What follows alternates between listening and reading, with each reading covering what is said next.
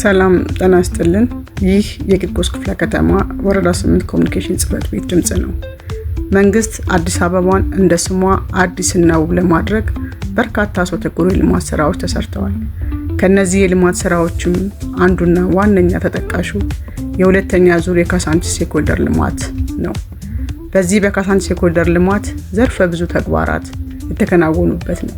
ይህም ተግባራታችን አንዳንዶች ሲጠቅሱት መንግስት አዲስ አበባን እንደ ስሟ ውብ፣ ጽዱና ማራኪ ለማድረግ የሰራው ሰው ተኮር ተግባር እጅግ የሚያስደንቅ መሆኑን ያወሳሉ። ለዚህም ቀድሞ በካሳንቺስ አካባቢ ነዋሪ የነበሩ አሁን በልማቱ ተነስቶ የተለያዩ ቦታ ያሉ የህብረተሰብ ክፍሎች ዛሬ ካሳንቺስ ምን ትመስላለች የሚለውን ለክፍላችን እንዲህ ሲሉ ገልጸዋል። አመሰግናለሁ። ያው እንዳጠቃላይ እንግዲህ ትልቅ ተግባራቶች ናቸው ካሳንቺስ ላይ የተሰሩት፣ በተለይ ሰው ተኮር ተግባራቶች ናቸው። ከልማቱም በዘለለ ሰው ተኮር ተግባራቶችን በደንብ ተደርጎ የተሰራበት መሬት የወረደም ስራ ነው የተሰራው። ያው በተለምዶ ይሄ የምናየው ምስራቅ ትምህርት ቤት ነው። ምስራቅ ትምህርት ቤት ጀርባ ያለ ቦታ ነው ዛሬ እንደዚህ አምሮ የምናየው።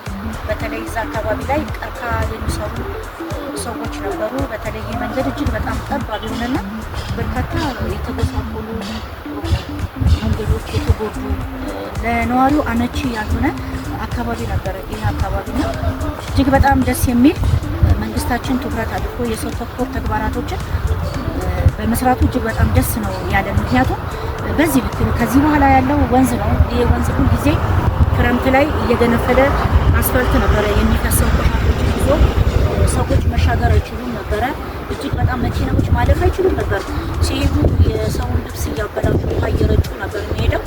እጅግ በጣም ደስ የሚል ነው። በተለይ አንዳንድ ሰዎች ነው ወንጀለኞቹን እቃ ሰጠው ከነዋሪዎቻችን እዚህ ወንዝ አካባቢ ላይ ሰዎች ማለፍ አይችሉም ነበር። ይሄ ወንዝ ድልድይ አካባቢ ላይ ተነጥቆ ወደ ወንዙ እየገቡ ነበር የሚጠፉትና እዚህ አካባቢ ላይ የነበሩ ሁኔታዎች ዛሬ በዚህ ልክ እንደዚህ አምሮ ነዋሪዎቻችን ቁጭ ብለው አየር እየተቀበሉ ከመሸ እንኳን ቢገባ ስጋት ያልሆነ በነፃነት ሌሊት ድረስ መራመድ የሚችል ዛሬ ሰዎቻችንን ከመንገድ መጥተው እርፍ የሚሉበት ራሱን የቻለ ማረፊያ የተሰጠበት ነውና ልጆቹ መጥተው መጫወት የሚችሉበትን ሁኔታ ነው ያለው። እኔ ወንዝ ዳርቻ በተለይ እጅግ በጣም ትልቅ ተግባራቶችን መንግስታችን ያከናወነው ብዬ ነው የማስበው። ምክንያቱም በዚህ ልክ አልጠበቅንም ነበረ፣ እንደዚህ ይሆናል ብለንም አላሰብንም ነበር።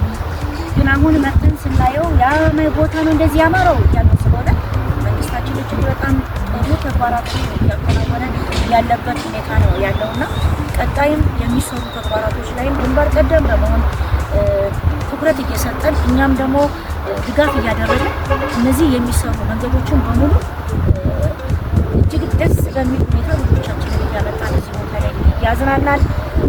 ሰዎች ቁጭ ብለው አረፍ ብለው አየር ተንፍሰው ንጹህ አየር አድርገው ወደሚሄዱበት የሚሄዱበት ሁኔታ ነው እና በጣም የተሰላጨ በዚህ በኩል ቀጥታ ወደ የካ አላም ደግሞ ዘነበ ወርቅ ትምህርት ቤት መንገድም የሚያወጣ መንገድ ነው።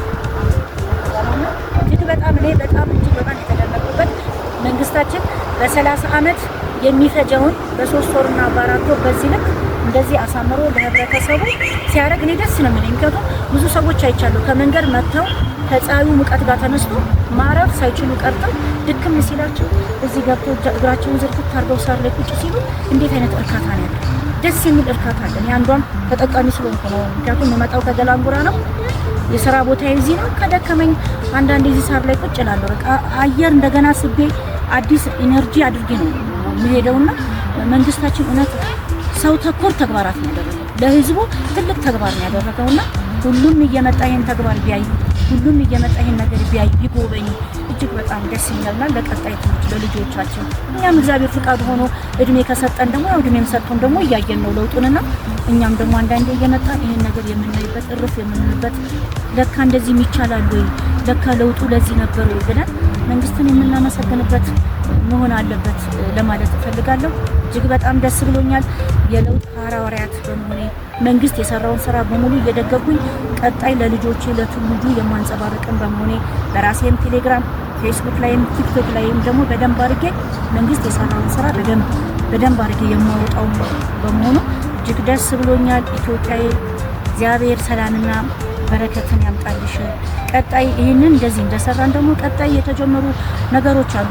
ቀይ ባህር እሱን ደግሞ በድል ከእግዚአብሔር ጋር መጨረሻውን ያሳምረዋል። ይህንን የሰራን ያንን ማድረግ አያቀተንምና እግዚአብሔር እቺን ሀገር ይጎብኝልን፣ ምሕረትን፣ ሰላምን፣ በረከትን ያምጣልን። የበረከት ሀገር ትሆንልን። ሁላችን ተዋደን ተፋቅረን በህብረት አንድ ኢትዮጵያን የምናመጣ እንድንሆን እመኛለሁ። እግዚአብሔር ኢትዮጵያን እጇን ዘርግቶ ባርኳታል፣ ቀጣይም ይባርካታል። ሁላችንም በህብረት ሆነን ግን አንድ ሆነን ግን ኢትዮጵያን ለጠላቶቻችን ማስደሰቻ መሆን የለብንም። ከፍ እናደርጋታለን፣ ከፍ ትበልልን ለማለት እወዳለሁ። አመሰግናለሁ። እሺ፣ እናመሰግናለን ወይዘሮ አለምዘውድ።